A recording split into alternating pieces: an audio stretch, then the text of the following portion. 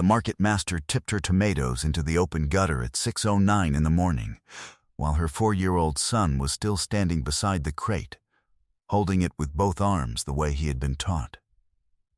41 bunches, 2 cedis each. She had woken at 3:40 that morning to sort them by ripeness under a kerosene lamp, wrapping the softest ones separately in newspaper, because those were the ones she gave away at closing. The tomatoes went into the water. Some of them floated. A woman across the aisle pulled her curtain closed. The boy did not let go of the crate. His mother did not shout, and she did not kneel down to save what was already gone. She bent, picked up 2 bunches that had landed on the concrete lip of the drain, wiped them on her wrapper, and set them back on the table. Because 41 had become 2, and 2 was not nothing. She did not know that the quiet man in the gray shirt who bought 1 tomato from her every morning at 6:14 was standing 11 feet behind her, watching all of it. And she did not know that he had already made a phone call. Her name was Abina Owusu Boateng. She was 37 years old, and she weighed 109 pounds, which was 14 pounds less than she had weighed 3 years earlier, because since her husband died she had been eating 1 meal a day and telling her children she had eaten at the market.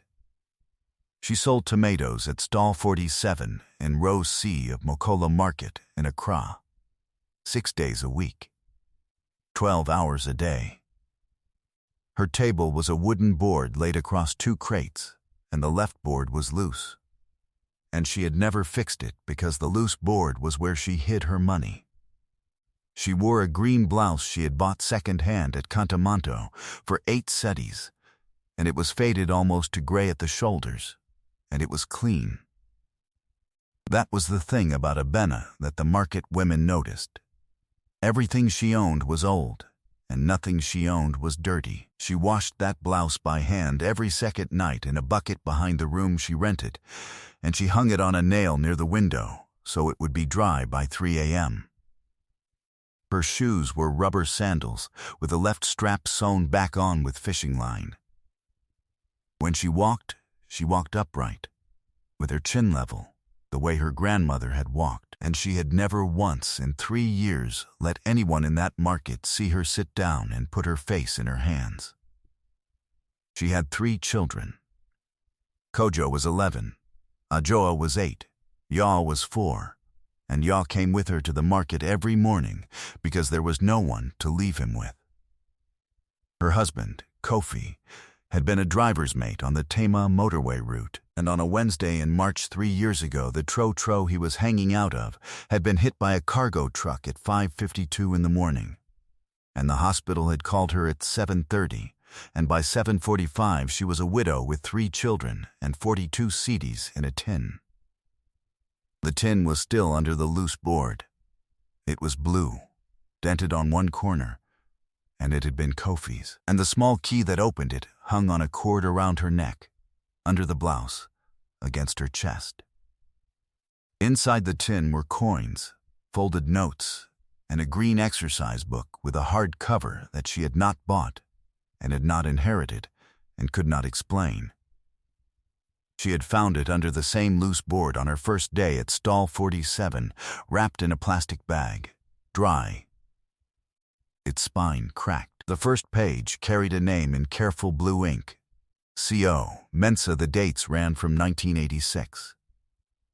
Paper was expensive. Abena had begun writing in the back of it, upside down, working her way toward the middle, and in 3 years she had filled 40 pages with the names of women who owed her, and the amounts and the dates they promised. And beside many of the names she had written nothing at all in the column marked paid. And she had never once asked those women for the money. Her goal was not large. She wanted Kojo to stay in school.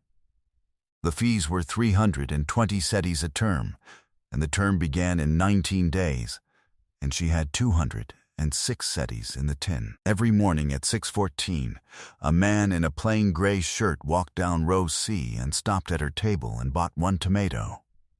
Not a bunch. 1.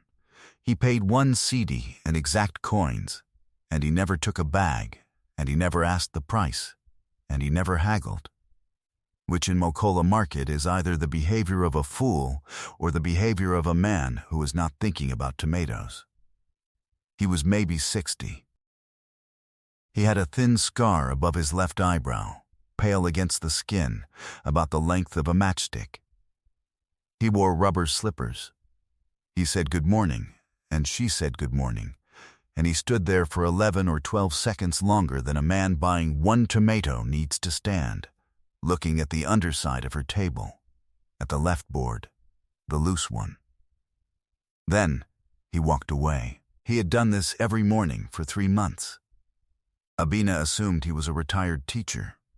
The market women assumed he was a widower with nothing to do. Nobody asked. The levy was 340 cedis a year. It had been 280 the year before. It was collected by the assistant market master, Mr. Obina Okoro, badge 4C, who wore a short-sleeved shirt with a name tag pinned crooked over the pocket, and who carried a clipboard, and who did not issue receipts. He had never issued a receipt in 11 years. There was no rule that said he had to. That was the whole of it. There was no rule. Obina was not a monster. This is important. He came to work at 5:30. He walked his rows. He believed, sincerely, that Mokola was a place of order, and that order required a man willing to be disliked. He wrote figures in his book, and the figures went upward, into an office in a building on Kwame Nkrumah Circle. And nobody in that office had ever asked him for a receipt either. And so the absence of receipts had, over 11 years, stopped being a decision and become a weather. On the 4th of the month, Abina paid him 298 cedis and 60 pesewas. She was 41 cedis and 40 pesewas short. She told him she would bring the rest on Friday, and she said it looking directly at his face, because she did not beg. She explained. Obina wrote a number in his book, and he did not write which number, and he told her that row C was being tidied, and that a stall in arrears was not a stall, it was an obstruction. He said it in a normal voice. He was not angry. 2 days later, at 6:09 in the morning, he came with a boy carrying a hook, and he took the crate of tomatoes off her table, and he tipped it into the gutter. Pauline, who sold fabric at the stall opposite and had known Abina for 3 years and had eaten from her hand during the fuel shortage, stepped back into her shop and pulled the curtain closed and did not come out for 19 minutes. Everybody in row C heard the crate hit the water. Nobody moved. The security men at the Kwame Nkrumah gate folded their arms and looked toward the road. It is not the cruelty that older people remember from mornings like that one. It is the silence of the people who could have spoken. Abina did not go home. She sold 2 bunches of tomatoes to a woman who bought them out of pity and would not meet her eye, and then she took Yaw's hand and she walked. She walked to the market office on the 2nd floor, where a young woman told her the assistant master was on his rounds. She walked back down. She waited until 11:00. She waited until 1:30. Yaw slept on the concrete, with his head on her sandal. At 2:15 she was told the levy book was closed until the following month, and that she could file a complaint in writing. She said she would. She was given a form, and she filled it in with a borrowed pen, in handwriting she had learned from a grandmother who had cleaned schoolrooms in Kumasi, and she wrote the amount, 41 cedis 40, and the date, and the time, 6:09 a.m. Because she had looked at the clock on the wall of the fish seller's shed while her tomatoes were in the water, the young woman took the form and set it on a stack of forms. Abina watched the stack. She counted 11 forms under hers. She said thank you. She had 19 days until school fees. She had 4 days until rent. She had in the tin under the loose board 206 cedis, and 130 of it was owed to the woman who supplied her tomatoes from Tekiman. And the supplier's lorry came on Thursdays, and it was Tuesday. That night the rain came down on the aluminium roofs of Makola like gravel thrown from a rooftop. It came in the way it comes in July, without wind, straight down, so heavy that the drains stopped being drains and became rivers carrying black water and plastic, and yesterday's vegetables toward the lagoon. Abina walked the 2 kilometers from Kwame Nkrumah Circle to her room because the tro-tro was 3 cedis 50 and she was carrying yaw, and the boy weighed 34 pounds, and her arms went numb below the elbow, and she did not put him down. The water was warm on top and cold underneath. Her sandals filled and emptied and filled again. When she got to the room, Kojo had heated water on the coal pot, and Ajoa had set out 3 enamel bowls, and there was rice, and there was no stew, and Abina told them she had eaten at the market. Kojo, who was 11, looked at his mother's face for a long moment, and then he looked down at his rice, and he said nothing. And that was the first night Abina understood that her son had stopped believing her. The next morning at 5:40 she was at the stall with 11 bunches bought on credit and a face that gave nothing away. At 6:14 the man in the gray shirt arrived. He looked at the table, which was nearly empty. He looked at her hands. He put 1 cedi on the board and picked up 1 tomato, and he said, quietly, "Where are the rest?" And Abina, who had not cried on the porch of the hospital, and had not cried at the gutter, said, "In the drain, sir," and she smiled. "Because that is what you do." And she wrapped his tomato in newspaper, although he never took the bag, and this time he took it. At 5:40 that evening, as she did every evening, she took the tomatoes that had bruised in the heat, and she wrapped them in newspaper in 2s and 3s, and she gave them to the children who came down row C on their way from the school at the corner. 11 children. She knew all their names. She had been doing this for 3 years, and she had never mentioned it to anyone, and the market women knew. And none of them mentioned it either. Nana Ama had been selling kinky at the head of row C for 31 years. She was 74. Her eyes had gone milky at the edges, and she could no longer see across the aisle, but she could see everything that happened in front of her, and she had watched more of Mokola than any camera. That evening she called Abina over and put a bowl in her hands. Kenki and pepper, and 1 small fish. And she said, "Eat it here, not at home." Abina ate it standing up. Nana Ama watched the children going down the row with their newspaper parcels, and she said, "You wrap them the same way she did." Abina said, "Who?" And the old woman looked at the loose board under stall 47 for a long time and said, "Finish your food. If this story is hitting you the way I think it is, subscribe now, because what Nana Ama knew and what she had been carrying for 29 years is the thing that changes everything that comes next." On Thursday, the notice came. It was printed on white paper, and it was stapled to 11 tables in row C, and it said that under the Central Markets Redevelopment Scheme, Sector C, Zone 2, the structures listed below were scheduled for clearance beginning at 6 a.m.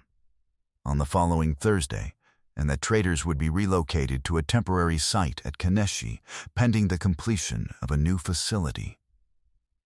At the bottom of the page, under a line of small print, there was a company name, Mensa Foods Limited, and beneath the name, a signature, reproduced in gray ink, that had been signed by a man who had never once read the list of stall numbers attached, because the document had come to him in a folder of 11 documents on a Tuesday, and he had been told it was a formality. Abina read the notice twice. Stall 47 was on the list. The relocation site at Kaneshi was 9 kilometers away, and the tro-tro fare there and back was 7 cedis. And her customers were the women who worked in the offices around the circle, and they would not follow her 9 kilometers for tomatoes. Obinna Okoro walked the row with his clipboard, and he told the women that the arrangement was temporary. And he believed it, and this is what Obinna understood as she watched his mouth move, that the man who had poured her livelihood into a gutter was, in this matter, only a messenger. That the hand which had actually done it belonged to someone she had never seen and would never meet, in a building on Osu Oxford Street, and that the hand had not even known her stall existed. That night she did not sleep. She sat with the tin open and the exercise book on her knees, and she read her own handwriting backward through 3 years. Names, amounts, dates. Rows of nothing in the column marked paid. And then, because she had never once looked at it, she turned the book the right way up and she read the front. Blue ink, fading, careful, C.O., Mensa, 1986, stall 47. And then names, page after page, in a hand steadier than her own, women's names and amounts owed. And beside them a column the woman had drawn herself and labeled with one word, given, 214 entries. Not one of them collected. The last page written in that hand was dated the 9th of February, 1997, it said. Quadwo starts at the Polytechnic on Monday. There is nothing left in the tin. It does not matter. At 6:14 the next morning, the man in the gray shirt stood at her table, and Obinna looked at the scar above his left eyebrow, and she said, "Sir, what is your name?" He said, "Quadwo." And she said, "Quadwo what?" And behind her, from the head of the row, Nana Ama's voice came across 31 years of morning noise, and it was not loud, and every woman in row C heard it. His mother was Constance, she said. She stood where you are standing for 22 years. She fed my children when my husband died. I have been waiting a long time for one of you to ask. Quadwo Osu Mensa was 61 years old. He had built a company that moved 400 tons of produce a week through 3 regions, and his name was on the side of the lorries that came down from Techiman. And he had not walked into the offices of that company for 11 weeks. He had come, instead, every morning at 6:14 to row C of Mokola Market to buy 1 tomato from the stall where his mother had died standing up. Because 11 weeks earlier, he had watched a woman he did not know wrap bruised tomatoes in newspaper at 5:40 in the evening and hand them to children. And something in him had gone very still and had not moved since. He had not spoken to her. He had not offered her money. He had gone home to a house in Cantonments with 11 rooms, and he had sat in one of them until morning. Now he stood in the aisle with the notice in his hand, the paper he himself had signed, and he read the list of stall numbers for the first time. 47. He read it 3 times. The market went on around him, hot and loud, and Quadwo Mensa stood absolutely still with a piece of paper in his hand, and the only thing that moved in his face was a muscle at the corner of his jaw. He said, "Where is the levy receipt?" Obinna said, "There are no receipts, sir," he said. "For how long?" Nana Ama said, 11 years. Quadwo folded the notice once and put it in his shirt pocket. He took out a telephone, an old one, scratched, and he pressed one button and held it to his ear, and he said 6 words. "Bring the file. Come to Mokola." Then he put it away. At 10:20 that morning, a gray Corolla with a dented rear door came up the service lane behind row C, and a woman in a blue suit got out of it, carrying a folder, and behind her a second car, and then a third. Word travelled up the aisle the way water travels. The fabric seller, Pauline, came out from behind her curtain and stood in the doorway of her shop. The security men at the Kwame Nkrumah gate unfolded their arms. Obinna Okoro was standing at stall 51 with his clipboard when he saw the woman in the blue suit and stopped writing. He straightened his name tag He walked down the row toward the crowd, and he was smiling, because he had decided that whoever these people were, they were his kind of people. And when he reached stall 47, he saw the man in the gray shirt and the rubber slippers standing behind Abena's table, and he said, "Sir, please, this woman's stall is in arrears." Quadwo did not look at him. He said, "Show me your receipt book." Obena's hand, holding the clipboard, came up halfway. It stayed in the air. Then it came down. He looked at the woman in the blue suit. He looked at the 3 cars. He looked at the face of the man in the gray shirt. And something arrived behind his eyes, and his mouth opened and produced no sound at all. And the clipboard began, very slightly, to shake. The woman in the blue suit opened the folder. Quadwo took a pen from her, and he set the redevelopment notice on Abena's table, on the loose board, and he drew one line through Sector C, Zone 2, and he signed under it, and he handed it back. He said, "Cancelled." Then he turned to Abena. He looked at the tin, which was open on the table, and at the green exercise book beside it, and he did not touch either of them. He asked, and this is the only question he asked her that day, "May I see the back pages?" She gave it to him. He turned it upside down. He read her handwriting for a long time, 3 years of names and amounts and dates, and the empty column where the money should have been. Then he turned it right way up and read his mother's. 214 entries. Given, he stood in the middle of Makola Market holding a book, and his shoulders came forward, and he put one hand flat on the table to hold himself up, and he did not make any sound at all. And Nana Ama came down the row and stood beside him and put her hand on his back the way you do with a child. What Quadwo Mensah did afterward took 4 months, and it did not happen at a press conference. The levy was audited back 11 years. 2,400,000 cedis could not be accounted for across 3 markets. The office on Kwame Nkrumah Circle was restructured, and the post of assistant market master was dissolved, not Obena's post. The post. Every one of them. In its place came a receipt system, 2 carbon copies, one for the trader, one for the file, a number printed at the top of each, and no trader in Makola could be moved from a stall without a written notice bearing that number and a hearing. Obena Okoro was not arrested. He was required, as a condition of any future employment in the market service, to sit in the first of the new trader rights sessions. The first session was held on a Tuesday at 4 p.m. in the open air at the head of row C, 11 feet from the gutter. Quadwo had wanted more. He had said the word police in the office in cantonments, and Abena had been sitting across from him, and she had shaken her head once. She said, "If you take him, they will send another one.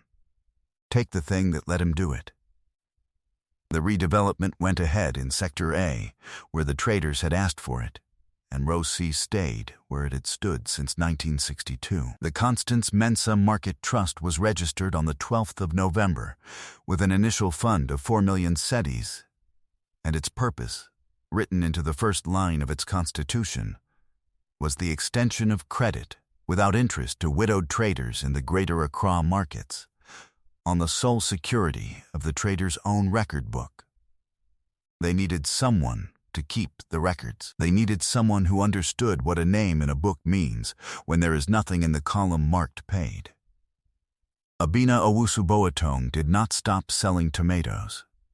She sells them still, at stall 47, 6 days a week, and the board on the left is still loose, and she has still not fixed it. But 3 afternoons a week, she sits in a small room above the fish seller's shed with a ledger and 411 names in it, and the women come up the stairs, and she gives them money that is not hers, and she writes down the date, and she gives them a receipt with a number on it. Kojo went back to school on the 19th day. He is 14 now, He wants to be an accountant. Obinna Okoro tipped a woman's tomatoes into a gutter because she was 41 cedis and 40 pesos short, and because for 11 years nobody had ever asked him for a piece of paper. But what he never understood, what men like him never understand, is that he was not standing in front of a poor woman. He was standing in front of a woman who had kept a record. Every name, every seti, every promise that was never honored, written down in a book she had found under a loose board and had been too poor to throw away. He thought she had nothing because he could see nothing. He could not see the tin. He could not see the book. He could not see the 29 years of quiet accounting that had been waiting under that board for the one person in Accra who would recognize the handwriting. You can pour a woman's work into the drain. You can strike her stall from a list in an office she will never enter. You can take her money, her name on the register, her place in the row where she has stood for 3 years, but you cannot reach the things she carries. What a person keeps a record of is what a person is. And the people who keep faithful records of what they were owed and never once come to collect are holding up more of this world than the men with the clipboards will ever be able to count. At 5:40 every evening, Abena Owusu Boateng wraps the bruised tomatoes in newspaper, in 2s and 3s, and the children come down row C from the school on the corner. 11 of them. She knows all their names, and sometimes, at the head of the row, near the kenki pot, an old man in a gray shirt and rubber slippers stands with his hands behind his back and watches her do it. And he does not say anything, because his mother did it exactly the same way, and there is nothing left in the world that he needs to say. Now I want to ask you something, and I want you to sit with it before you answer. Abena stood in a room where one word from her would have destroyed the man who destroyed her. Nobody would have blamed her. Nobody would have even remembered his name. And she said no, not because she forgave him, but because she wanted to break the thing that made him possible, instead of the man himself. If you were standing in that room, with that power, on that day, would you have been able to do it? And if you couldn't, would you be able to explain why? Leave your answer in the comments. I really want to read it. And if this story reached something in you, subscribe. This channel is for stories about hidden strength, quiet power, and the people the world overlooks until the day they change everything. I'll see you in the next one.